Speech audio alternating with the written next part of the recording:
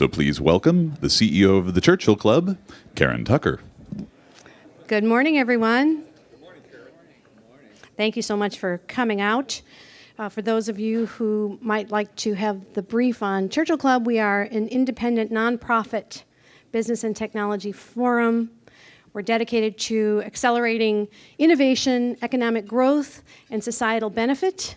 The programs that we choose topically, we have a filter, and that filter is what's new, next, not widely discussed. So we try to pick up the conversation at the edge of where it's been so far and to add new insights to the conversation. What better place to do that than here in Silicon Valley? Our program today is called Transformation, the New Business as Usual. Rapid advances in a host of technologies are changing how we look at business models, how businesses organize and compete, and there are few, if any, quarters inside of the corporate entity that remain untouched. So that is the focus of our conversation. We have some great thinkers and leaders to weigh in, to tell us what they see happening, what they think it means. Donna Kimmel, the Chief People Officer at Citrix, Mark Johnson, author and co-founder of Innosight, and Wes Wright, Chief Technology Officer at Sutter Health. And here to lead them in conversation, and we've asked him please to weigh in with his input as well, is Quentin Hardy, Head of Editorial from Google Cloud. In fine Churchill Club tradition, we respectfully always ask our speakers to add to the conversation, add insights, look at trends, tell us what they think it implies, and to consciously avoid promoting and pitching and positioning. And we know that that adds value to the conversation, and so do they. We thank Citrix for hosting us this morning. That means a lot. And Innosight for their support, including the gift that they have provided for you this morning, which is your personal copy of the acclaimed new book, Dual Transformation, How to Reposition Today's Business While Creating the Future. And the authors of that book are Scott Anthony, Clark Gilbert, and Mark Johnson. It is published by Harvard Business Review Press. And you can collect your copy on the way out this morning. The hashtag is Churchill Club. You'll find other Twitter codes in your programs. And now let us welcome our moderator and speakers, Quentin, Donna, Mark, and Wes.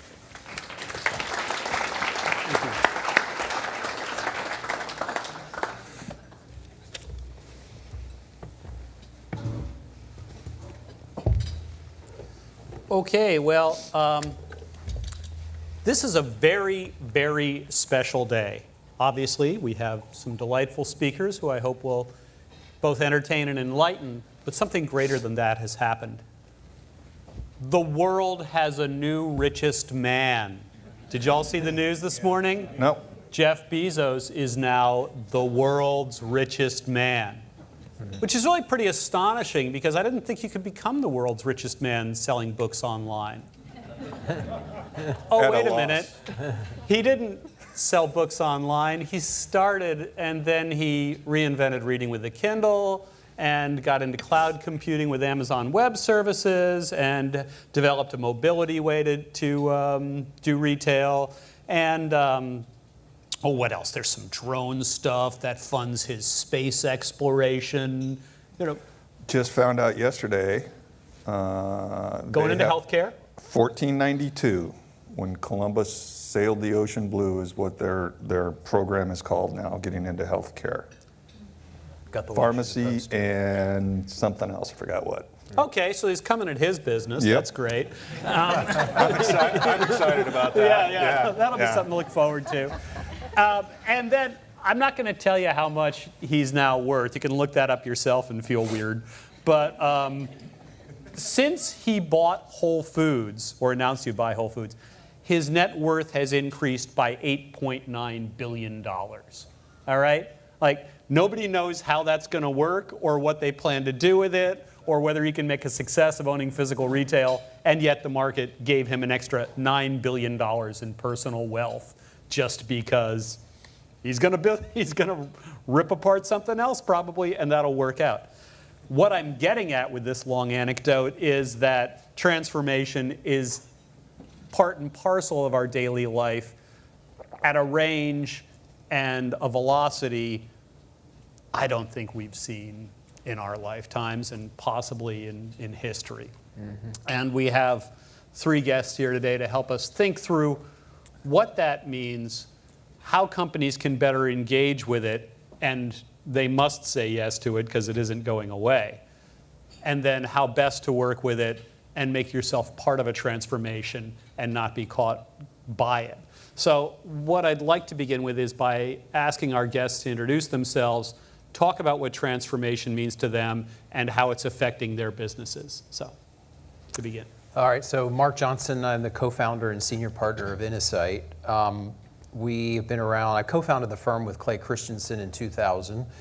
And just to kind of, this will lead into a thought of transformation, and try to say this quickly. We started with the whole premise, which Clay Christensen founded on disruptive technologies, and realized the disruption was not the technology, but it was the business model. And it led us to think much more deeply about innovation beyond just thinking product innovation, but the full spectrum of innovation, including business model innovation. And it led us to realize that some of these big innovations where business model change is required wasn't going to happen unless you had a long-term full strategy behind it. So we developed into the world of strategy linked to innovation, especially long-term strategy.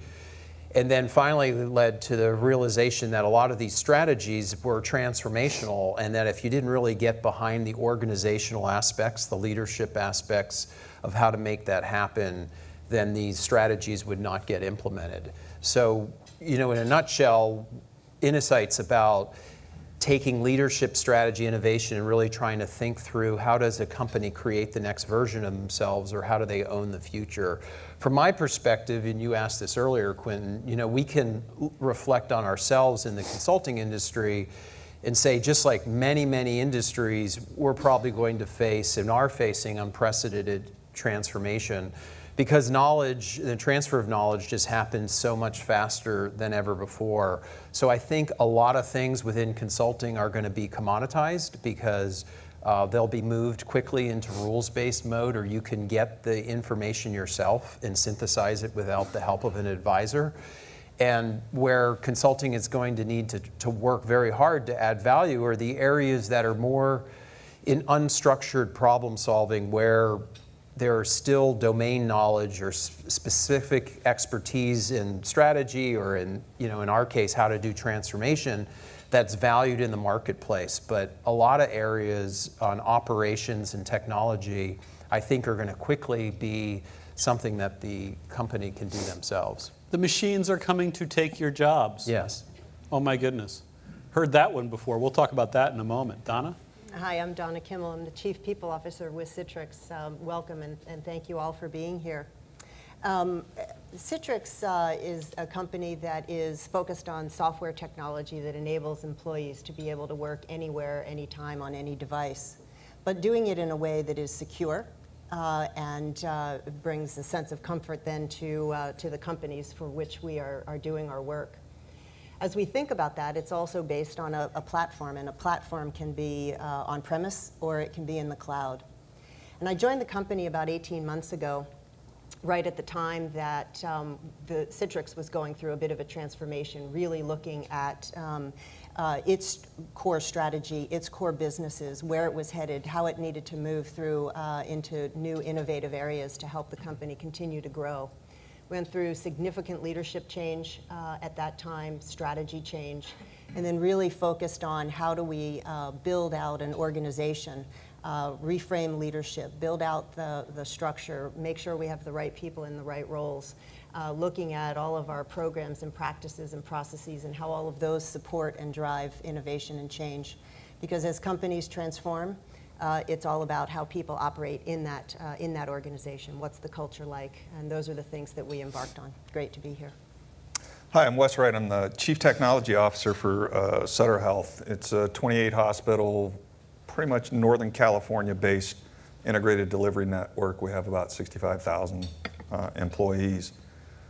When I first got there a couple years ago, I wrote what I call my Jerry Maguire document. I don't know if you guys remember Jerry Maguire.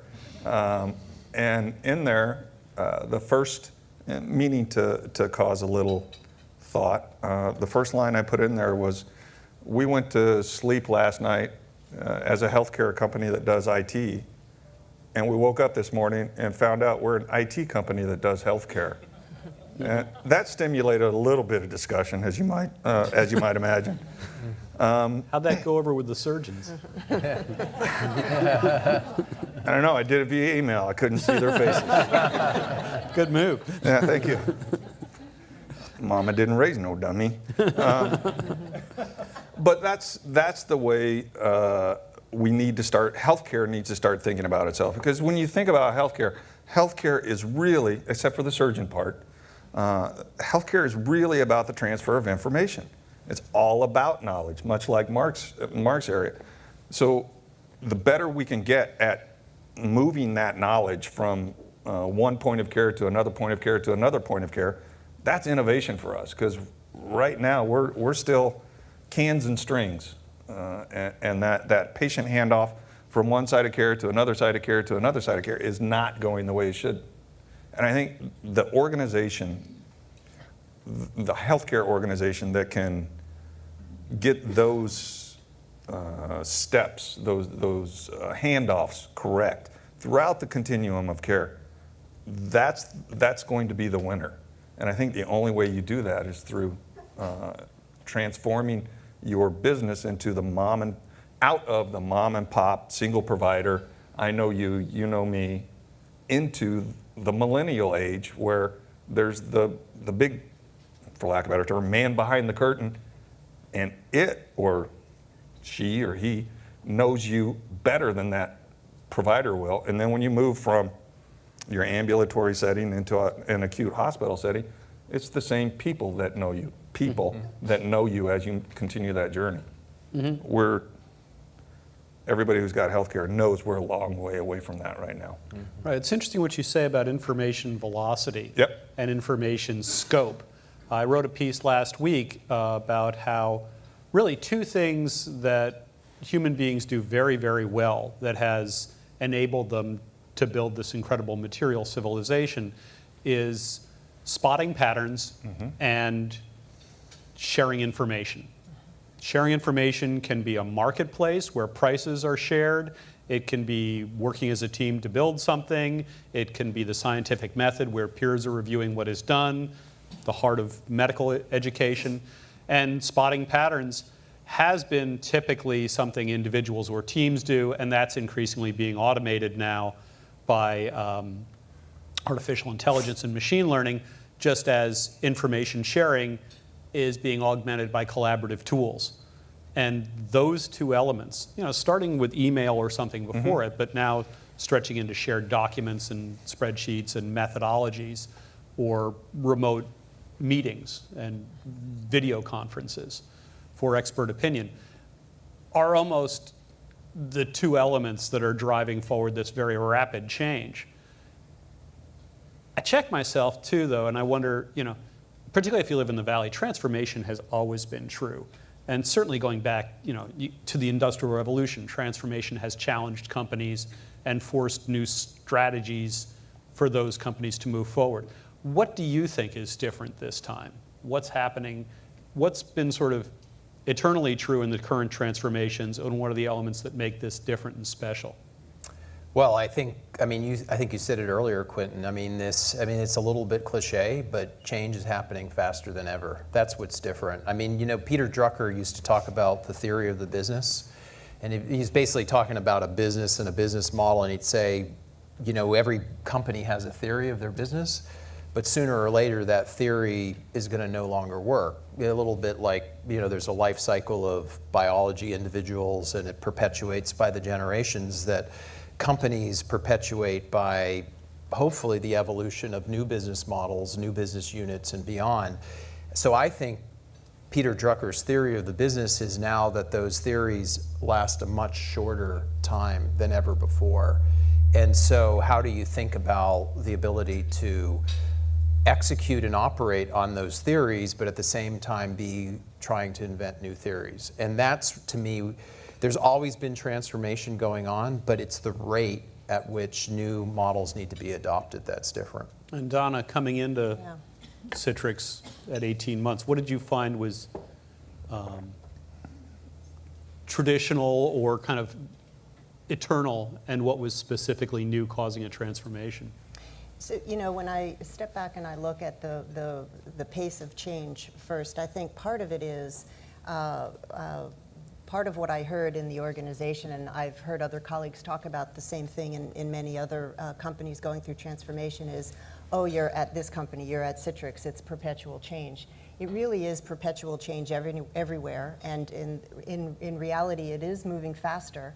And I think part of the perception around that from an employee perspective is that in the past when change would happen, there'd be gaps of time in between one change and another, or some iterations of change. So employees felt like they could catch their breath, that they could get into some level of stability, try on the new behavior, the new practice, whatever it might be, get a little settled, and okay, another change would happen, and we'd rally ourselves. So change was more event-like. And I think now change is just more a perpetual state. And I think that's what becomes different for us, is how do we help employees get comfortable, or us, right? We're all employees. We all have to get comfortable with that perpetual nature. How do you socialize that idea without scaring them to death? Yeah, exactly. I think, it comes back a little bit to what both of you have said earlier, or actually all three of you, is around the importance of communication. It's for all of us. We look at leadership skills, and I think that leaders are in all of us. And an endemic skill for all of us is about our ability to be able to communicate, to constantly share what is going on, what the rationale is, what are the benefits to you as an individual, what are the benefits to us as a team, how are we going to get there. It's almost keeping the rallying cry going and keeping that transparency going that has actually made a big difference in, I believe, our employees understanding what's going on, why it's happening, and how we're going to get there. It's somewhat advantage too in a tech company, because you can remind them they've learned new things a lot. If you're a programmer, there aren't 2-3 years go by, you don't have to learn a new language, or at least be aware of its capabilities. Right. And learning has rewarded Absolutely. in a way here. Yep, absolutely. Is this true in medicine? The hospital business? Not really. Yeah. We had talked about this before.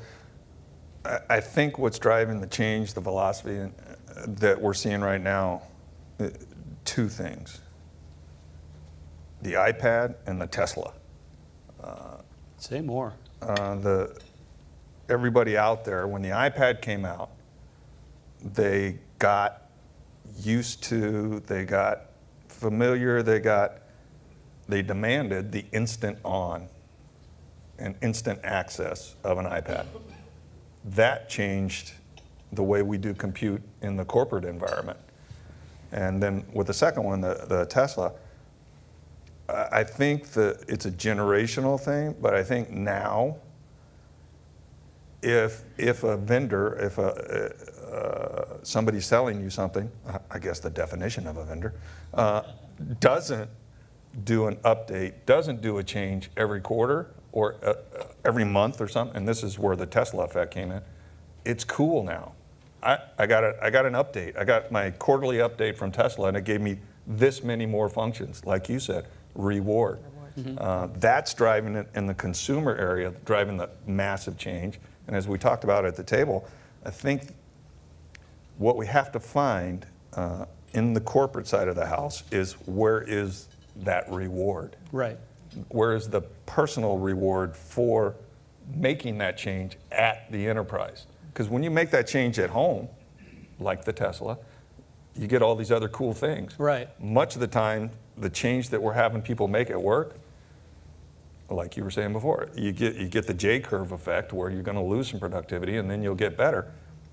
And people don't get the joy of the change at work that they get of the joy of a change at home. That's what we got to get together. Many of the technology changes they might face at work, or at least in their desktop environment, their working environment, are probably less complex than what they're facing at home with their TV remotes. Yes, I believe you're true. But at the end of that, you get TV. Yes. Right. So you'll figure it out, and there'll be some TV, and then you'll learn it better, and more TV, and that's great, right? There's no TV moment typically in Perfect. a timely way. Yeah, there is no TV moment. in the there's enterprise. There's an anti-TV moment. Oh, you're good at that? Here, let me give you some more work.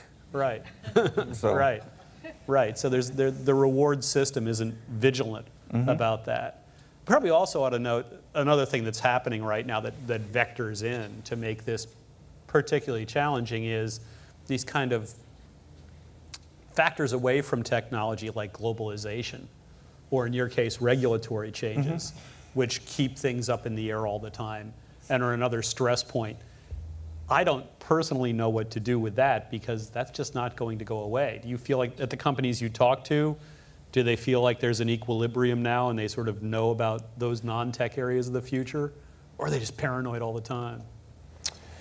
Well, I mean, I think, you know, I'm just speaking out loud. What I think are the biggest issues from a global perspective is, I think the number one issue we face with our large companies is what to do with emerging markets.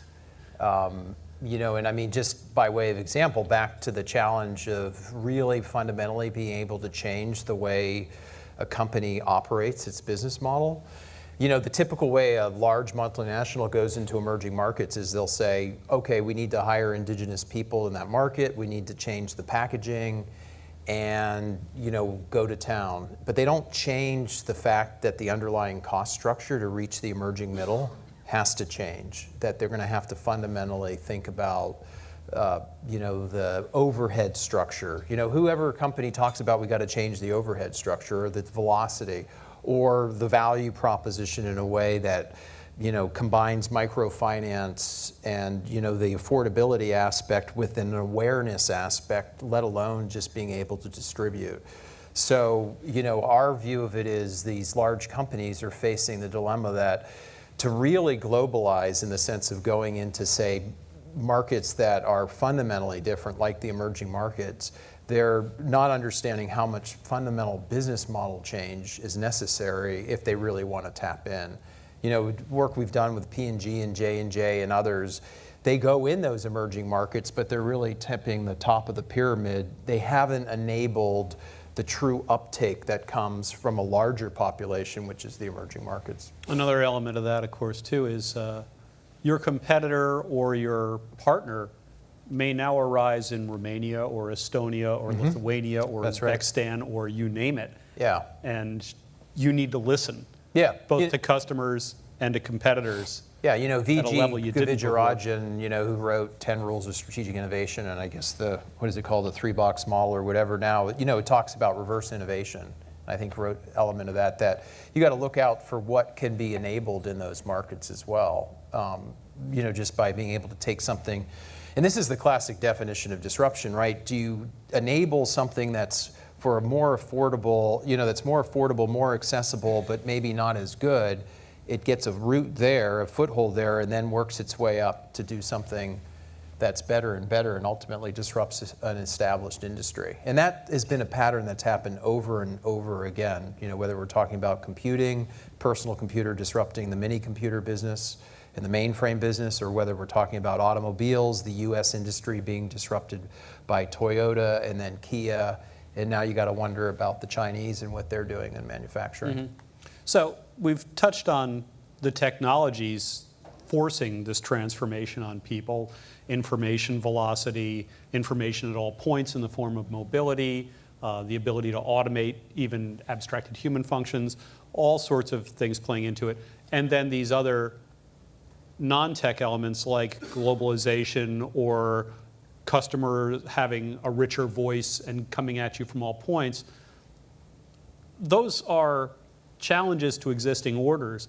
Are they also, and this is a jump ball question, do they also offer clues for how a company should engage? Are there elements of this change that should be particularly identified and seen as benefits or ways out of the dilemma? You know, I think as I was listening and thinking here, I think the other piece that around globalization is how we design our organization structures to be able to tap into those markets, to tap into customers, understand what's truly going on. And how does work get done virtually, right? I mean, 30 years ago, 25 years ago, we really moved into the concept of virtual teams as companies have expanded globally. And how do you best organize? Do you best organize regionally? Do you best organize functionally? And look for ways to tap in, to customize in the local market spaces to make sure that you're doing exactly what you need in that particular country for those particular customer base. So it's really looking for ways to involve and gather as much feedback and intelligence from each of those regions, countries, customers, as well as from employees in terms of how to get the work done. So you start to create network teams, dedicated teams, and then how does work transfer, around the world? Do you have design teams, in one location that then sends work, to another team in another part of the world, so that you're doing things that are capturing the 24-hour, clock cycle? All of that plays into how we're best able to serve our customers. There's one thing I don't have to worry about. Globalization. Right. Healthcare is pretty local. Right. The sick people want the nearest hospital. Exactly. Or the nearest doctor, whatever. So I don't really have to worry about that, except from the aspect that healthcare is done differently in Europe and Asia and Southwest Asia. And we're finding in our times of change now that different is often better. Right. And so that, from a globalization perspective, that's really what I have to watch out for is somebody delivering healthcare differently than the system that we've got going now. So I got to keep my feelers out for that. But that's unlike a technology change, that's a slow rolling, oh, hey, that's coming. You got time to react to it. People are now reading x-rays in New Zealand overnight. Oh, yeah. That's been happening forever. It's not that. How many people in the room have had a telemedicine visit? Yeah. So all the hype about Coming telemedicine. for the rest of you. Yeah. I don't think that will be the new delivery method for healthcare. I mean, you got to have it. It's got to be part of your portfolio. But I think I saw 4 hands go up in this room that, yeah, I had a telemedicine visit. It's just keeping from a globalization and a change perspective, is just keeping my antenna up and trying to see if they're delivering healthcare differently in other areas. And right now, I don't really. A little more efficiency, a little different culture, of course, but not. I don't know if you can deliver healthcare differently. So that's another area that we have to explore. Well, that's an interesting element you've identified, which is, and likewise, Mark, when you were talking about the threats to consulting, the higher value areas are the high touch human areas, right? People want to go see the doctor and hear how they're doing. Yeah. People want to talk to the domain expert. Right. People get up early in the morning and come to a breakfast to get some ideas direct from people whom they can ask questions to in just a short while. So if you have anything in the back of your head, prepare it. But I wanted to ask, all the technology and all the regulation aside, transformation fundamentally comes down to being a people problem. And Donna, I'll start with you on this. What is the really tough thing about the cultural change? And are there universal lessons? You've had a range of experience. Is it always high touch relative to a corporation and a culture, so you have to learn that? Or are there general ways to start thinking about it and then apply it specifically? I think there are definitely some general lessons that we can apply to any of our businesses, but the first core thing that I always start with is really truly understanding what the current culture of the environment that I'm in is. How does the company operate? What is the strategy? What is the business strategy, the operating model? And for me, culture and strategy are really equally important. Some would say that culture trumps strategy. But I think when you first start to truly understand what is the current culture, does that culture enable the company to be able to drive to achieve its strategy, are the first places to start.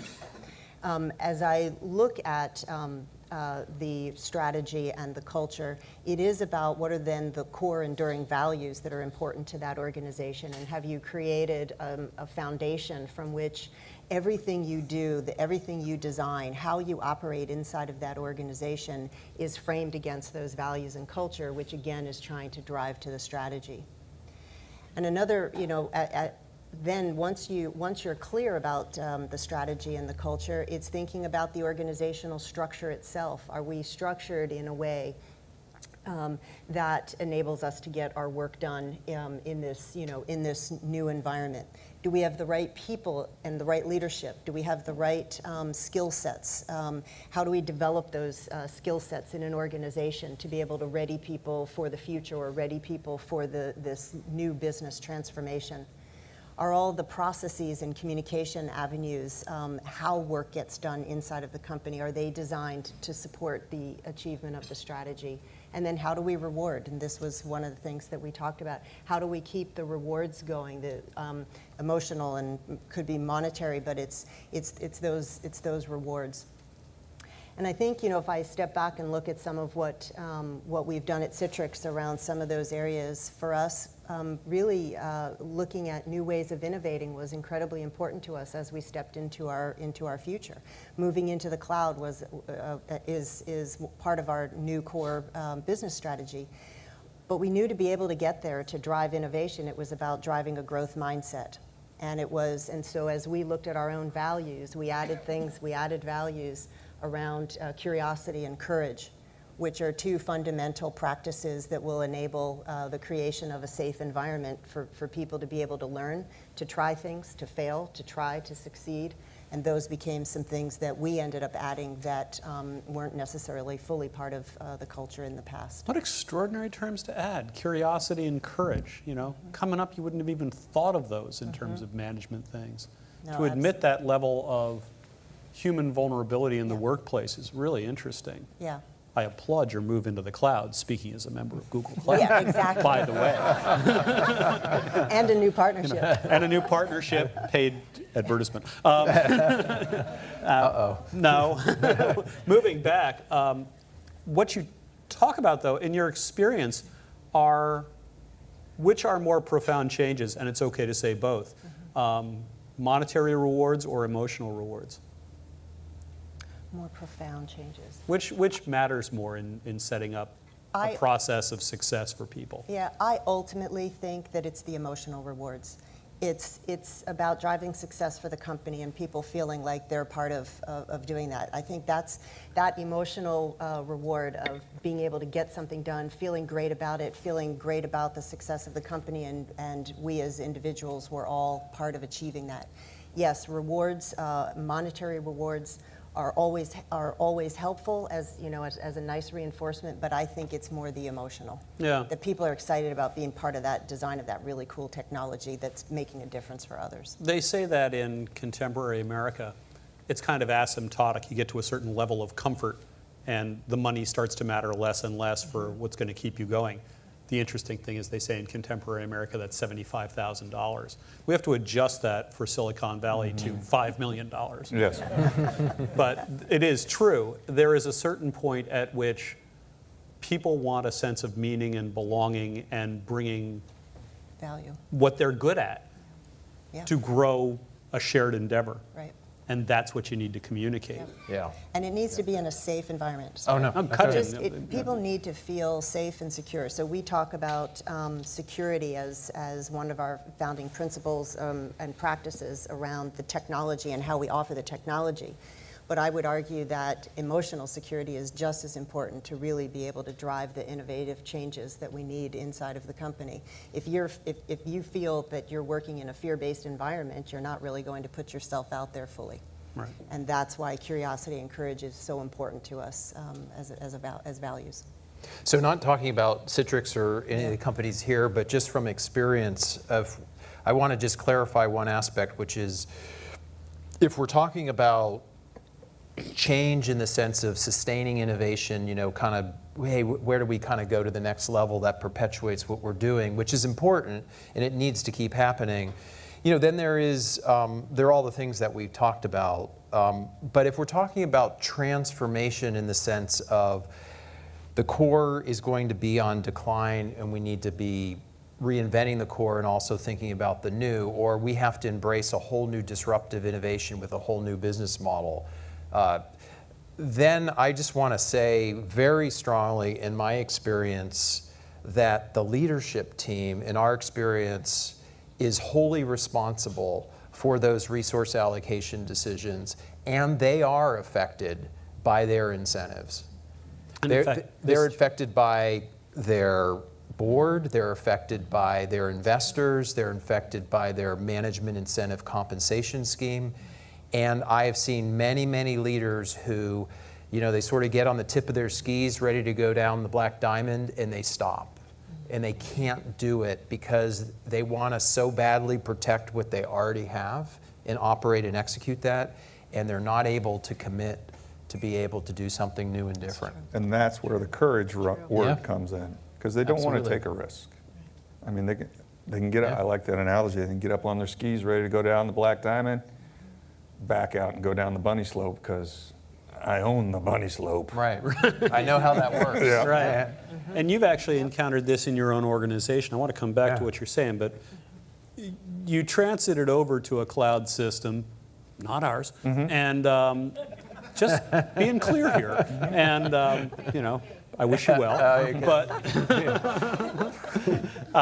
no, it's not an ad. But you said the pushback was really on the IT side and not the doctor side. Yeah. Why was that, and how do you handle it? It's all about the JOB. These guys they've been building servers and loading OSs and loading applications for 20 years. Right. I tell them, look, you don't need to do that anymore. I can build this JSON template and we hit this button and I've got a server built in the cloud. So their initial reaction is, what the hell am I going to do? If you can do this so easy, it used to take us 6 days to build a server. Now it takes us 6 minutes. Did they think that was fun? They did not, but it was employment. Yeah. I think, back to your question, I think we all live varying degrees of a sine wave life. Right. My wife's goes like this, mine's more like this, but I think the reward, thank you. Yeah. The emotional reward and the monetary reward are equally beneficial at different points in that sine wave. Mm-hmm. When I'm up here or riding up to the top, it's the emotional thing that's taken me there. But when I'm in the trough of the sine wave, I can always fall back, at least I'm getting paid well. Right. So I think you got to get both of those balanced, depending on the peaks and valleys of your sine wave. So how did you work it out with your IT guys? Because they're feeling like, I've got to learn something new and maybe I'm out of a job. Yeah. Well, first, luckily, unluckily, we were running, I only control the technical resources at Sutter Health, so I got about 600 folks that fall in my department. And we were running pretty lean already before I got to Sutter Health. So every time I'm able to illustrate, or one of my engineers or something is able to illustrate, look, do this, it'll save us 6 days. And instead of you sitting there babysitting a server for 6 days, why don't you work on this hard stuff? Mm-hmm. It's the same way that we sold lean when I was at Seattle Children's, same way we sold lean to the providers, the clinicians. It's, hey, 80% of your business is cold, flu, this, that. I mean, it's known. Let's standardize all that, make it easy, right, so that you can use your brain power to concentrate on that hard 20%. Same sell to the IT folks. It's really, so far, so good. Interesting, the message you can't actually convey, but is there, is I'm asking you to bring to it your knowledge that you get to use more, and is actually going to make you harder to fire. Right, exactly. Build this part up. This frees you up to become, there's never been a better time to be indispensable. You can become indispensable. Yeah, I got 3 cloud guys. They don't know it, but I've turned on the location on their phones and stuff so I can keep track of them, see where they're at, because they've become that important. Actually, I haven't turned the phone thing on, but that's how important when you learn, when you develop that new skill, that's how important you become to the organization. And there's probably, of the 600, there's probably 30 to 50 that have really jumped off that cliff and had the courage to take the risk. And the rest of the people in, the other 450, 550, whatever, they're looking at it and going, hey, these guys are getting lauded, they're getting their emotional strokes that they need, and they're getting paid more because they know more knowledge. So you build that 4A force and let them break the ground, break the snow for the rest of the people following behind, and it becomes easier. Now, Mark, I wanted to circle back to you on that because I think your book, which everybody's getting, is so interesting for the way it addresses coming through this difficulty. A business can't declare 100% for the future. Right. A business has to take its existing cash flow, its existing processes, its existing culture, its existing everything that people have come to know and love and invest themselves in, and then trance it over. And how does a leader balance effectively what to put towards the future, how to shift over, at what point how to communicate to investors even, the point at which even the cash flow might change or the work might change or the brand, all sorts of things are about to shift. How do you work out moving out of the past in an effective way that isn't destructive? Yeah. Well, let me first quickly say what the problem is, and then talk about the prescription. So, in a nutshell, I mean, we could talk a lot about cognitive problems, cognitive behavioral problems that actually get in the way of being able to do real breakthrough innovation and transformation. But in a nutshell, the two things that we have found that get in the way are, one, it's the natural tendency for a company to take and extrapolate what they have today into the future. So structure gets in the way of strategy. Because sometimes the way the future should be prescribed is not as much a reflection of the way it is today. But we take that orthodoxy, we take that way we are organized today, and it's hard to get outside of that in a typical process. So one is extrapolating from today into the future. The other is, what we could call the tyranny of the urgent, that executives face so much that's coming at them, right? To operate and execute the business and make sure that somebody doesn't die, or that they're not going to have a major recall of cars, get the quality where it needs to be, that trumps the ability to spend time and mind share to being able to think about the future. So, I think to get over, and there's a whole bunch of other biases, you could talk about bounded rationality, people sort of fit within what they know and that's what they're comfortable. They go into automatic mode. They discount the future in a huge way towards more important the present. And we just deal every day with public companies that face quarterly earnings pressure. So all those things get in the way.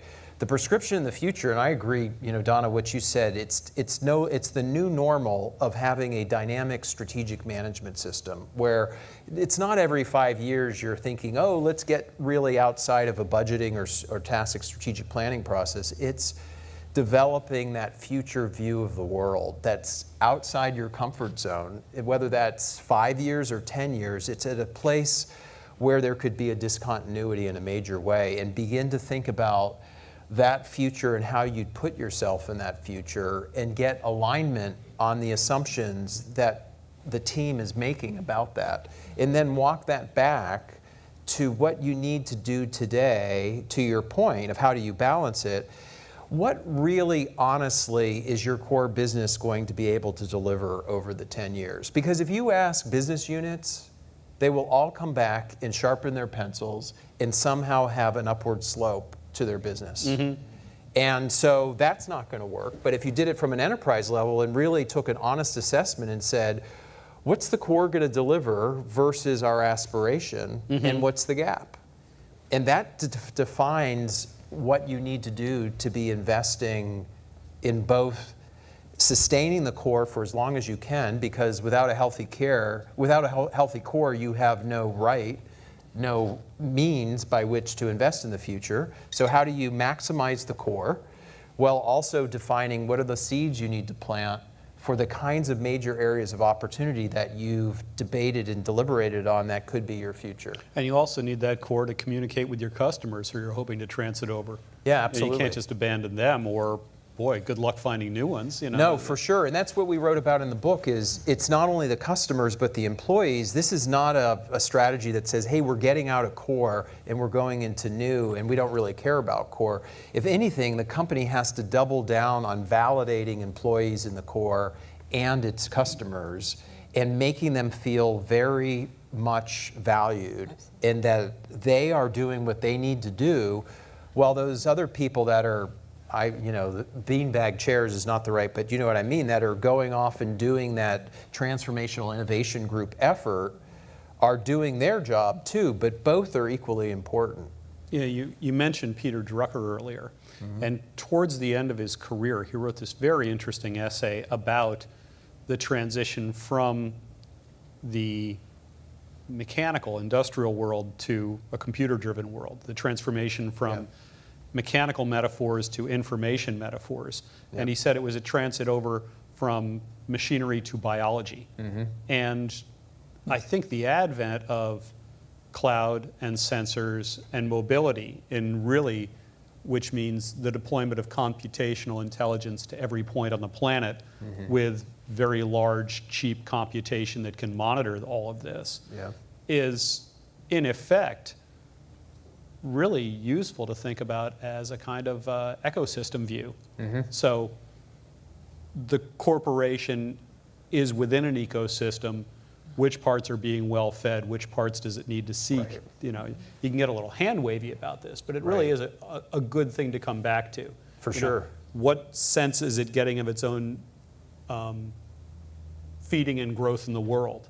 And how does it respond to that? How does it interact with its touch points? I love that. In a healthy way. Another way to confirm what you're saying is, are all industry structures going to stay the same going in the future? Nothing in nature stays the same. Nothing stays the same. There's a blurring of industries, right? I mean, we did a lot of work in the automotive industry. Apple, Google, Tesla is a new car company, Uber. They all are coming in as the new competition for automotive companies and blurring the lines about what really industry are we talking about, just like you were saying earlier about healthcare and IT. So, Amazon. Yeah. I have some other questions, but I wanted to give the audience a chance to have some voice. Sir. So, question for any of you. It almost seems like the theme of the panel was change is the only constant. But we know that humans are change averse. I mean, it's a biological imperative. We're only a couple hundred years away from when a change to your environment could literally be life-threatening. So, in many cases, corporations view change as corporate antibodies, much like you put a foreign thing in the body and are human banded. So do you have any practical techniques or advice for the audience as how to deal with the antibody effect in corporations? Could I just add just quickly on this, because I'm not sure, but I might be on a roll. Go. The 90, so two things that I think could help on this is, one, this is not about like going crazy and everything's about change, and 90% of the business is about core and operating and executing, including sustaining innovations that companies do every day. I put that in that. 10% at most, unless you're really in trouble, and then you have a problem, by the way, if you're really in trouble, it's very hard to do this, right? So 10% at most is being able to have a strategy for that new and different, allocate resources to it, ring fence it, and commit to a whole different approach, which is more test and learn. So I think, one is to not go crazy about change, but to not go the other way, which is our experience is companies don't allocate anything. Everything's about core, and they play around almost like a science experiment. It's like Ken Olsen saying, oh, we'll start playing around with personal computers, but nobody's going to ever want one in their home. And then he ended up being disrupted. So I think it's about taking it seriously, that it can't be just some kind of experiment that's happening within, but it has to be carved out to be able to develop and incubate a potentially new different business model. And the leadership, not the chief innovation officer, but the leadership has to be committed to the effort and sustain it and not keep yanking it out when people or dollars or time is needed to do something in the core. Because the last thing I'll say is, one of the worst things that happens is people say, a company says, hey, we're going to do something new and different, and let's get Joe and Mary and Fred over there, and we'll put 20% of their time on that, and then put the 80% on the business. That never works. We'd rather have 3 people 100% than 10 people, 50%. So there are some principles that could be applied for how to create new growth that isn't about blow up the organization or everything's about change, but yet it takes us away from where it is today, which is like 99% operate and execute and 1% think about the future, in my experience. Again, I don't have to talk about anybody in this room, but all of our other clients, we would say the balance is not there where it needs to be. Mark, you are on a roll. Yeah. Yeah, I'll stop. Donna, sorry. 2 years at Sutter, I just ignored it. I just ignored the corporate antibodies, and we have a bimodal thing going too. Got to keep the lights on, doors open. So bimodal IT, that's our old stuff that we're running. Got to keep that going. But we have to position ourselves for when the business is ready to change. And so I knew that we're at some kind of inflection point. Maybe not this year, maybe not next year, but the PC on a desktop, going back to an application on a server, building servers that took 6 days. I mean, anybody with any kind of intelligence knows you're not going to be able to survive if you do that. So as we're building the other thing and moving to the non-Google cloud, you just ignore the So corporate sad. antibodies. That's what I did. That's a strategy. It is a strategy, and it worked pretty good for a long time. Take that deal. Donna? Anybody Yeah. looking for a CTO right now?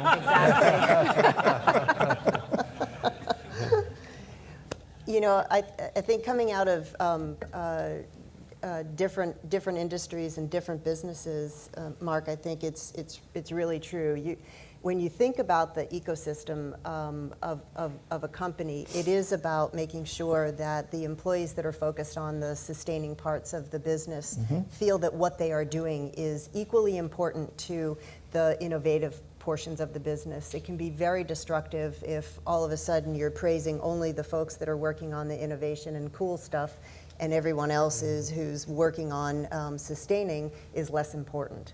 So That's a really good point. it's in multiple businesses that I've been at, we have really had to focus very consciously on that, because subtly employees just start to feel like all they're hearing about is the new stuff, the new sexy stuff, and then the parts that are really keeping the business afloat in order to be able to do those things. So from a change perspective, I think it's constantly acknowledging the importance of what people are doing in various parts of the business in service to the customer or to the communities where we're serving, and that's one thing that I always try to keep in mind. Question over there. So Wes, you mentioned that telemedicine probably isn't something that everybody runs into, but we're making a lot of progress towards that, right? So you're moving towards the cloud, and there's a lot of facilitation to that. Is cloud diagnosis something that you have on your radar? And Oh yeah, yeah. I mean, if you see the stuff that's happening with Watson, I have a pretty decent relationship with Microsoft, having come from Seattle to Sutter. There's a lot of really cool stuff happening on the diagnostic. Watson, I just heard about this you can take a picture of the food you're about to eat. I mean, just take a picture. It'll tell you how many calories it is. I mean, put that together with, and I've pitched this too, put that together with AI that goes out and searches foods that make you sick. I wonder if something I ate is causing me to be sick now. And you could do that right now with AI. You can say, you take a picture of everything you eat, and you go, hey, is there anything that doesn't go together in this 3 days worth of food that's causing me these GI issues I got going on here? That's out there right now. The radiology diagnostics, that I would not counsel anybody to become a radiologist at this point in time. I really would not, because that is gonna be done in 3 or 4 years. Next question. This is a question for Mark. Mark talked about working with companies on transformation. So as you look across the different companies that you worked with, are there different companies approach transformation using different vehicles? For example, business innovation centers. There are companies that have incubators, and then there are companies like General Motors that make strategic investment in startups. So is there one type of vehicle that you find to be more successful when it comes to driving transformation as opposed to the other vehicles? Yep. Yeah, no, I mean, I think it depends on the company. They're just trade-offs, right? So if you go the route of like investing in a startup or a company outside of the company, or you're going to transfer the technology over there, I think you increase the chances of the independence of the company to do what it needs to do outside the mothership, but you're trading off probably less ownership of the overall value equation. So, you know, if a company feels that it can't get outside of itself or underneath itself or whatever the right expression, then I think you could go that route. But I think we have seen success in transformational integration groups or incubators as long as the principles are as follows. And I think it actually applies to any of the three to really be successful. Number one, and you can see I'm on a high horse on this, the leadership can't abdicate responsibility to own the future and to be, the CEO needs to be the chief innovation officer, not a CIO or chief, you know, they are the innovator in chief. And because there will be such an importance as things grow in the new and different, whether it's been incubated outside or inside, it's going to come to scale at some point, and it's going to draw resources, and the CEO and his or her team needs to be able to adjudicate between both groups and transfer resources as are needed. And it's a dance, and this is why it's complicated, is the new needs to draw resources from the old, you know, from the core, but it doesn't draw processes and metrics because those are different. So that's why it has to be managed so carefully. So one is you got to have the leadership, and they need to be behind a narrative that makes sense for what you're doing. So often I see all these things, whether they're inside or outside, there's no narrative behind it. And then the new CEO comes in and says, why are we doing this? And it gets chopped, or we got to put resources. So one is the leadership. Two is the structure principles are separation so that you're not commingling processes and rules, norms, and metrics that don't apply. Commitment of resources that need to be dedicated and can't, you know, be the servant of two masters. They need to be a preponderance of their time, almost 100%, even if it's small, to doing the new. And you have to have the right governance to enable those people to get what they need by being able to have actually a reporting relationship I like to see go as high up to the top as possible. And I know there's all kinds of issues. Well, the CEO doesn't have time and everything else, but it always struggles when it's not high enough. So I'd like to see it go all the way in the top. And so I think if those principles are in place, then you can get into the discussion about whether, you know, you want to do it through a partnership, you know, with somebody syndicated, or whether you want to do it in-house. Got a question over here? Yes, I can speak without the mic. No. Got to record it. There's one over there. Oh, there's a mic over there, and then we'll get to you, sir. Okay. Right, my name is Peter Martin, so say that. I'm going to pick up on Jonathan's question, and this is maybe focused more on Wes. I'm writing about this now. I'm looking for practical tools that you have used to help people engage in the unknown with optimism. Can you give me an example? Practical tools. Yes. that help people engage with the unknown. Because that's really what you're asking about, isn't it? Yeah, I don't think there's one. I think it's just it's attitude and enthusiasm, really. I don't know if I have a tool that I can say this helps people get more comfortable with change. Can you give an example? You know what? One of the killer apps I think that's coming out right now in the non-Google Cloud place that I live For now. is Microsoft Teams.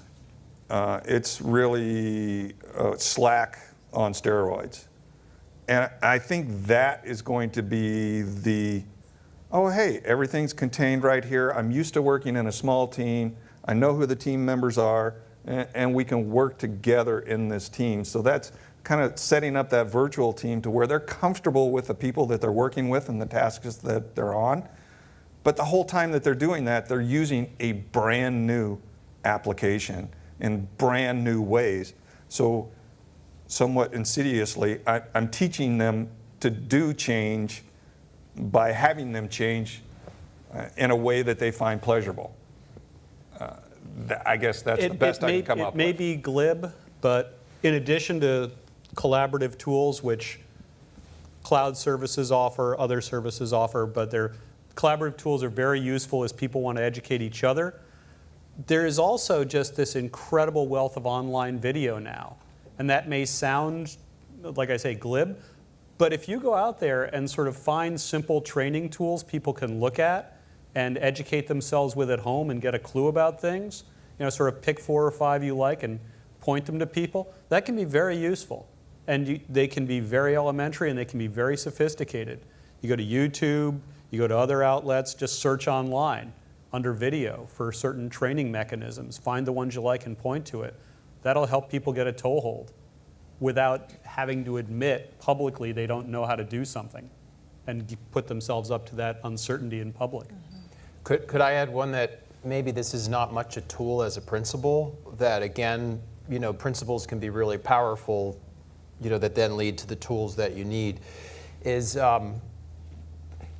so many companies tend over time to become very inside out. They end up thinking they know what the customer wants, and it sort of works, again, for the core.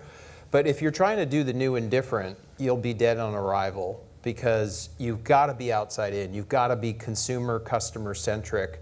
And, I'll cite my good friend, well, I don't know if he's good friends, but our friend Scott Cook of Intuit, who has a great, we videotaped him talking about his disruptive teams, and I think he nailed it. That might help for teams trying to do the unknown. He said, what I tell my disruptive teams is to forget about the volume forecasting. You can do it, put it on the back of an envelope, but the only thing we know about any of these things we're trying to do with numbers are they're wrong. We just don't know in what direction. He said what he advises his teams is to, one, how deep is the customer problem? Number one. And number two is, do we have some kind of solution that might address that customer problem that is important and is unmet, right? Because you can have an important problem, and if it's well met, you've got lots of competition, and what's the point? But if you can find those customer problems that are deep and unmet, and you have a reasonable solution to address that, if both of those are strong, you have a viable chance at a business, to paraphrase him. If either of those are weak, it doesn't matter what the volume forecasting is, you don't have a business. And so I think I go back to, we could get wrapped around all these different technologies, tools, and techniques. But again, our friend Peter Drucker would say, why is somebody in business? It's to create a customer. And we have to go back to the whole purpose of all of this in the first place, which is to serve a customer who has a problem or a job to be done that we're trying to find that's important and that's not currently being met well. And I think that's where the opportunity is for companies to be able to find, the unknown of, or going beyond what they're doing today. Next question. We discussed quite a bit about that 90% of the time is spent on operate, execute, and sustaining innovation, and the balance 10% is likely spent on more breakthrough technologies, breakthrough innovation.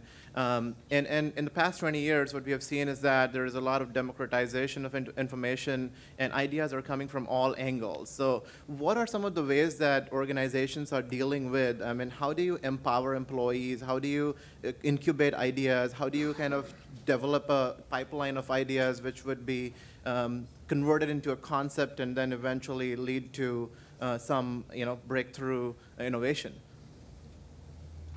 I think that there are, a bit of it comes back to a little bit of what I said earlier in terms of providing all employees an opportunity to be able to, through their own curiosity, through their own courage to try, to learn, to experiment with something, fail, experiment again, succeed. There's opportunities for that.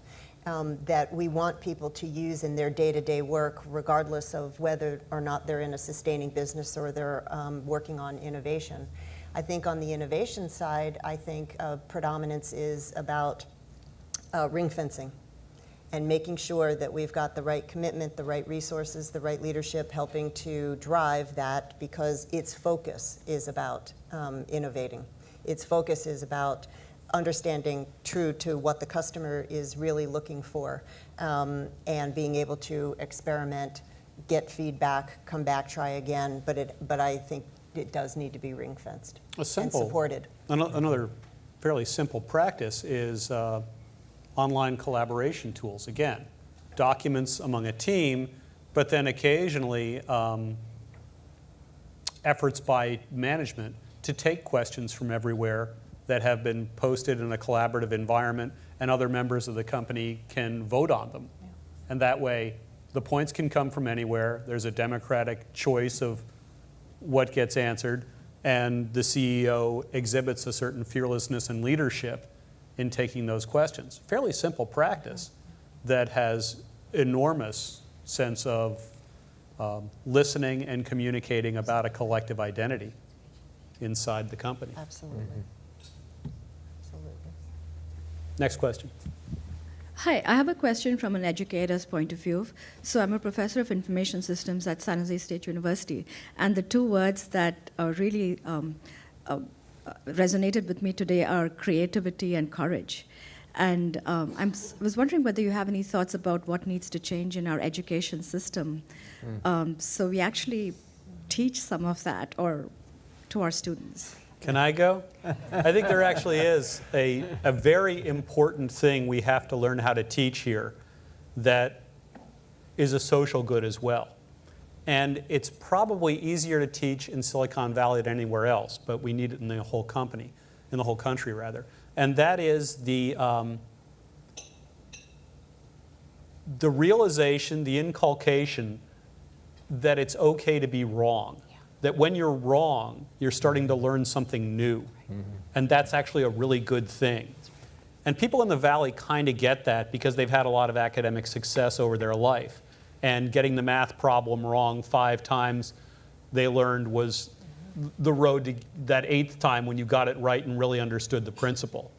But we need to do that very, very broadly. That being wrong, engaging with hard things, not getting them instantly, is actually a strength, because that's a sign that you are really engaging with change and there's going to be a positive reinforcement. I think part of the difficulty in our social and politics side right now is the inability to listen to other people, because there's so much information coming at you, you don't want the confusion of being wrong and maybe changing your point of view. So we built these echo chambers of having your point of view reinforced, and it isn't helping the democracy. So that's my big thought for the morning. I would add to that, bravo. Absolutely. I think it is really important for us to have a bit of a sense of humility to be able to acknowledge when we don't know an answer to something. And I think coming up through the school system is one great place to be able to learn that. Just on a very personal example, if I think back to my days in high school, right? I happened to be in people and organizations, but my favorite subject in school was physics. And I loved physics because of my teacher. And he was all about learning and all about growth, and it was less about the grade. What this particular teacher did with us was if you weren't happy with the score you got on your test, or you weren't happy with the answers you got, you could just volunteer. It was self-select. You could volunteer to come in and work with him after school, and so we played what he called baseball. And you'd work your way around answering different questions, learning from how you might have articulated something differently. And for him, it was all about learning. And I think we need more people like that who drive the value of learning rather than the value of a grade. We have time for 2 more questions. Next question there. Hi, Jake Kalpathy from Netline. Question for Wes. So a friend of mine is trying to address the issue of maternal health care in Kenya. And he's dealing with things where the price point for delivering care for a pregnancy is $200, and he's trying to bring it down to $75 because when it comes to that price point, people will actually come in for the health care and not just let it slide. And at the same time, doctors from Kenya are leaving the country because they're getting paid better in England or other places. Do you think that innovation in telemedicine and things like that is going to first hit in those places where someone's trying to deliver medicine at a much lower cost? Absolutely. And a place where they don't have 100 years worth of this is the way we do medicine in the way, the Socratic method that we practice medicine. I think the developing countries are going to be where that new way of practicing medicine is coming from, because somebody on the panel remarked, if you get too caught up in your core, or you get focused on the inside rather than the outside, those folks are just trying to pick out, they don't have an inside. So they're just trying to pick out the best of whatever they can to deliver healthcare the most inexpensively possible. So I think the way that healthcare is delivered in the US is going to be greatly affected by the nations like Kenya, like Ghana, like all the countries that have to develop a healthcare type of system. That's where the change in our system is going to come from. But yeah, I think a huge way that they'll solve that issue is through the telemedicine, not the video consult, but the other kind of telehealth. Last question? Do we have a last question? Ah.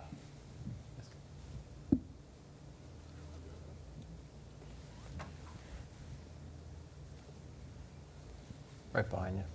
Okay. Yep.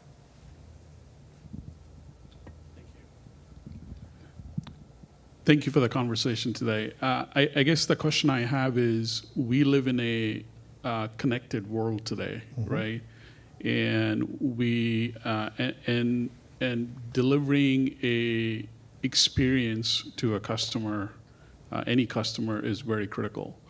So what are your thoughts about leveraging the ecosystem to deliver that experience? I know you mentioned about the vendors. I mean, even your competitors could be part of your ecosystem to go deliver. So what are your thoughts in today's connected world about leveraging that ecosystem? Well, as I understand the question, it's that as we move intelligence, computer-assisted intelligence, which is really the leveraging of human intention at scale to every point on the planet, how can we deliver products that are appropriate to a consumer and responsive to their needs and environments, so that the product stands for a kind of emotional valence as well, as a kind of experience. And we're doing that in some ways now. If you look at a phone or a Tesla, it's a really interesting product because it's perfectly engineered, but it's also waiting to engage with you so it can change.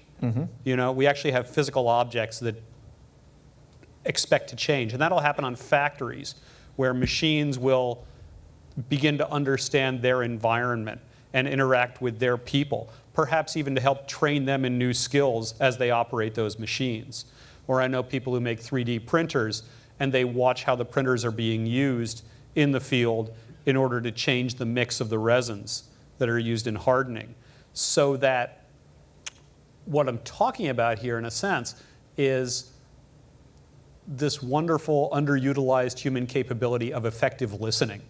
And you build up the listening skill and the awareness, because what do people want? They want their needs satisfied, and they want to be looked in the eye. They want to be understood for who they are in particular. And when you deliver that, you win them for life. Yeah. No, I mean, one thing I would add, just at a little bit of an angle, but I think saying a similar thing is, our observation is, in kind of the world of products and services and the basis of competition, the automotive industry went from functionality to reliability with the whole quality movement to where we are today. And when we've advised automotive companies, is the economy's really moved to a convenience economy, right? Like how do you wear your automobile? How do you make it customized for you? In fact, not even the automobile, how do you customize mobility and personalize it and make it convenient? And that's where the basis of competition is shifting, I think, for so many industries, enabled by technology and where we are. But how do you make so much of the offerings in the world of personalization and convenience to really come up with something that's truly differentiated? I know I'm generalizing, but we see that as sort of a common thread back to patterns that's happening. Again, both because of where we've been in terms of industrialization and the evolution to date, and what the technology enables. Just as when I wrote in Seizing the White Space, was my book on business model innovation. This is dated now, but Apple was not the first with the iPod of MP3 technology. There was Cabo, there was Creative, there was Rio, there was a whole set.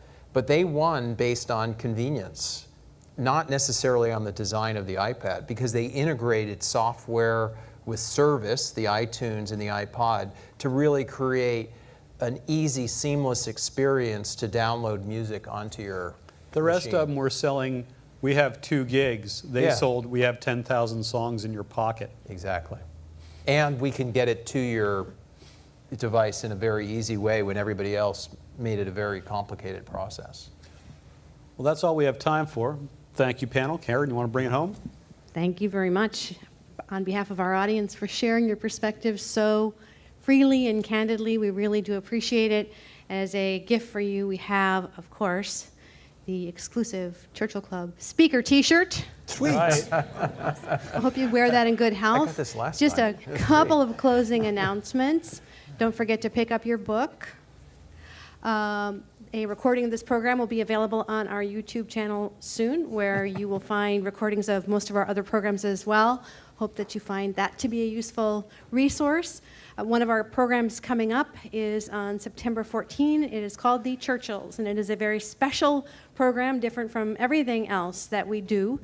And it is designed to, I think, reconnect us with our curiosity and our courage and our humanity around themes that we all care about: innovation and collaboration, societal benefit, and leadership. And we have one awardee. It's really not an award. We're actually asking them to come and give back. We have one to announce, and that is that our magical team this year will be the Golden State Warriors. All right. So stay tuned for other announcements there. You have been a wonderful audience. It is our privilege to serve you. Thank you so much. Hope to see you again soon. Good day. Thank you for your Thank you.